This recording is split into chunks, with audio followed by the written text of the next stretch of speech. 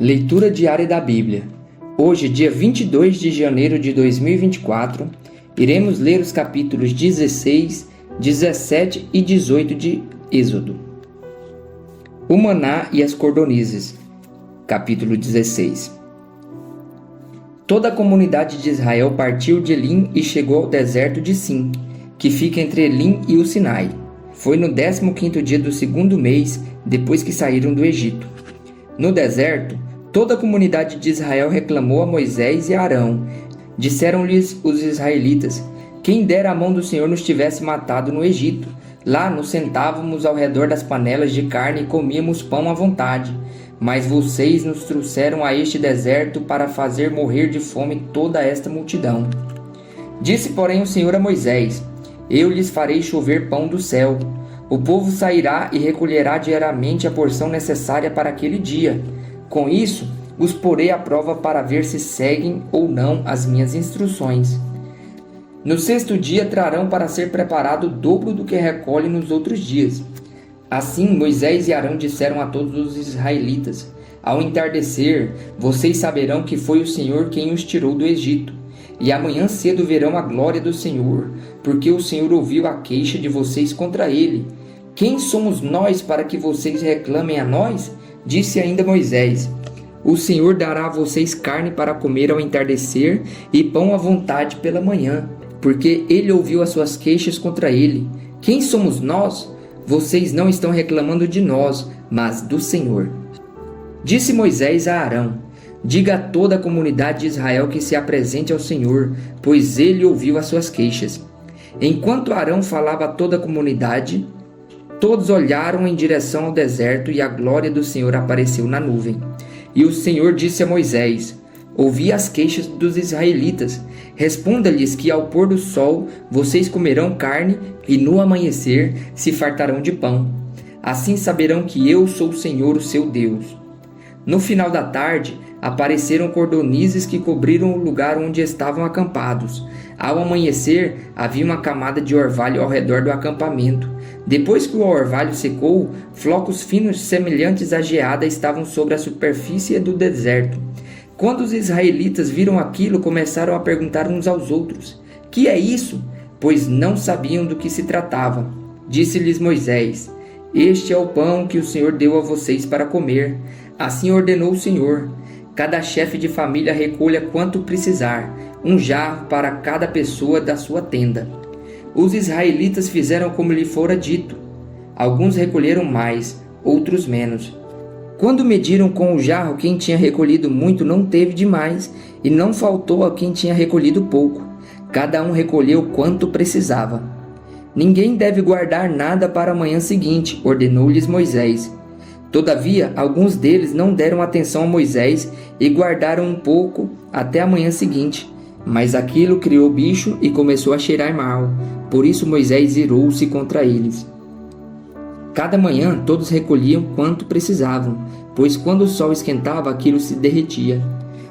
No sexto dia recolheram o dobro, 2 jarros para cada pessoa, e os líderes da comunidade foram contar isso a Moisés, que lhes explicou: foi isto que o Senhor ordenou, amanhã será dia de descanso, sábado, consagrado ao Senhor. Assem e cozinhem o que conseguirem, guarda o que sobrar até a manhã seguinte. E eles o guardaram até a manhã seguinte, como Moisés tinha ordenado, e não cheirou nada mal, nem criou bicho. Comam-no hoje, disse Moisés, pois hoje é o sábado do Senhor. Hoje vocês não o encontrarão no terreno. Durante 6 dias vocês podem recolhê-lo, mas no 7º dia, o sábado, nada acharão. Apesar disso, alguns deles saíram no 7º dia para recolhê-lo, mas não encontraram nada. Então o Senhor disse a Moisés: até quando vocês se recusarão a obedecer os meus mandamentos e as minhas instruções? Vejam que o Senhor deu o sábado a vocês. Por isso, no 6º dia, ele lhes envia pão para 2 dias. No 7º dia, fiquem todos onde estiverem. Ninguém deve sair. Então o povo descansou no 7º dia. O povo de Israel chamou maná aquele pão.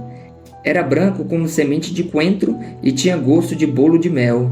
Disse Moisés: O Senhor ordenou a vocês que recolham um jarro de maná e que o guardem para as futuras gerações, para que vejam o pão que lhes dei no deserto quando os tirei do Egito.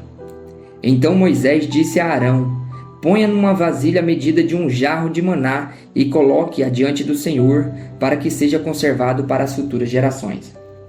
Em obediência ao que o Senhor tinha ordenado a Moisés, Arão colocou o maná junto às tábuas da aliança para ali ser guardado. Os israelitas comeram maná durante 40 anos, até chegarem a uma terra habitável.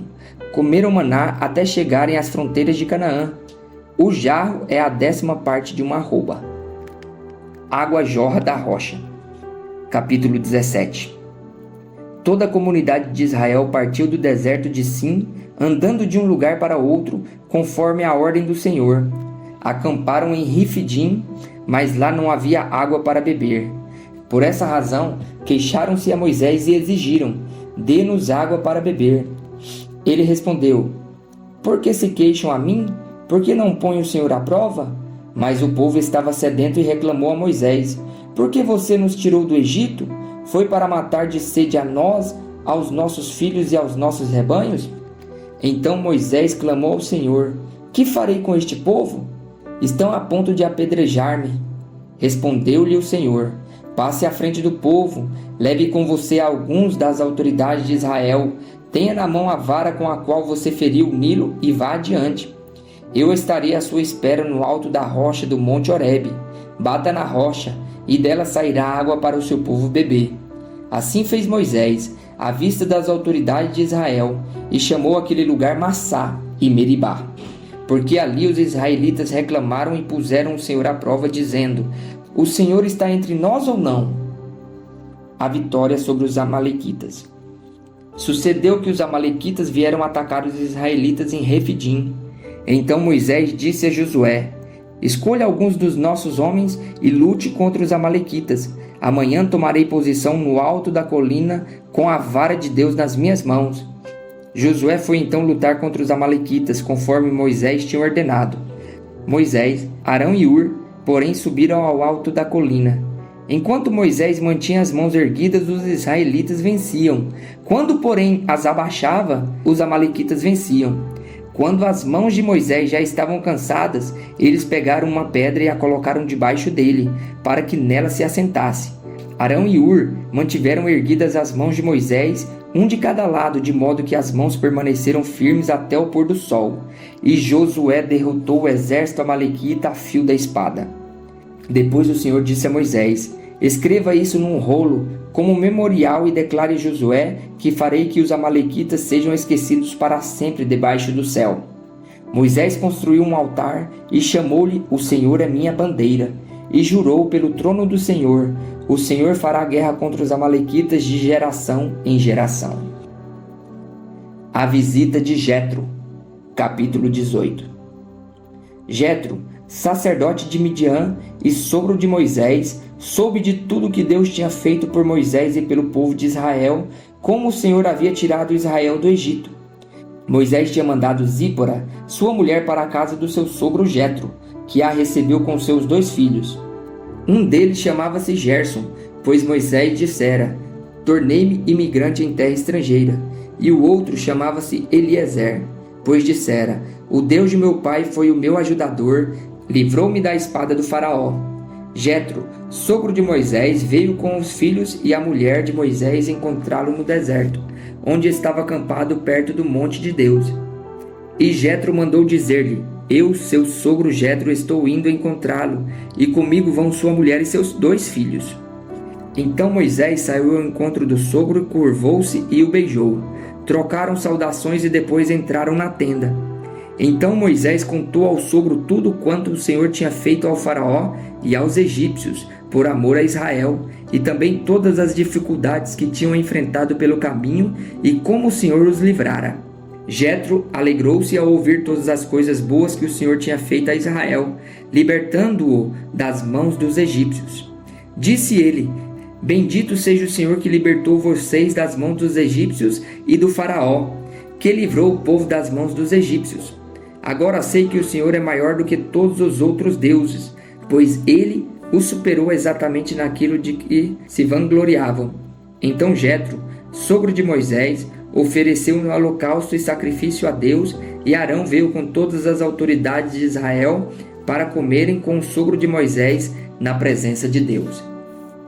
O conselho de Jetro.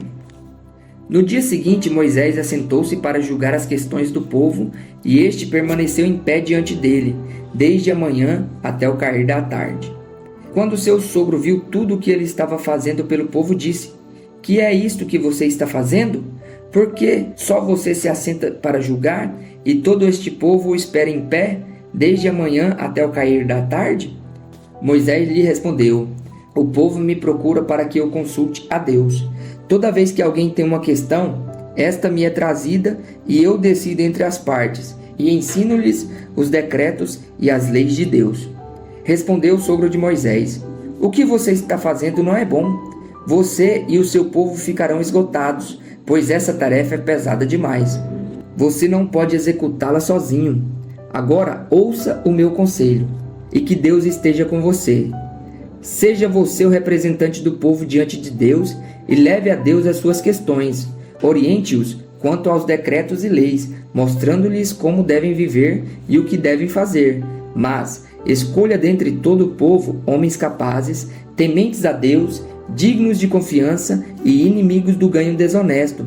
Estabeleça-os como chefes de 1.000, de 100, de 50 e de 10. Eles estarão sempre à disposição do povo para julgar as questões. Trarão a você apenas as questões difíceis. As mais simples decidirão sozinhos. Isso tornará mais leve o seu fardo, porque eles o dividirão com você. Se você assim fizer, e se assim Deus ordenar, você será capaz de suportar as dificuldades e todo este povo voltará para casa satisfeito." Moisés aceitou o conselho do sogro e fez tudo como ele tinha sugerido. Escolheu homens capazes de todo Israel e colocou-os como líderes do povo, chefes de 1.000, de 100, de 50 e de 10. Estes ficaram como juízes permanentes do povo. As questões difíceis levavam a Moisés, as mais simples, porém, eles mesmos resolviam. Então Moisés e seu sogro se despediram, e este voltou para sua terra.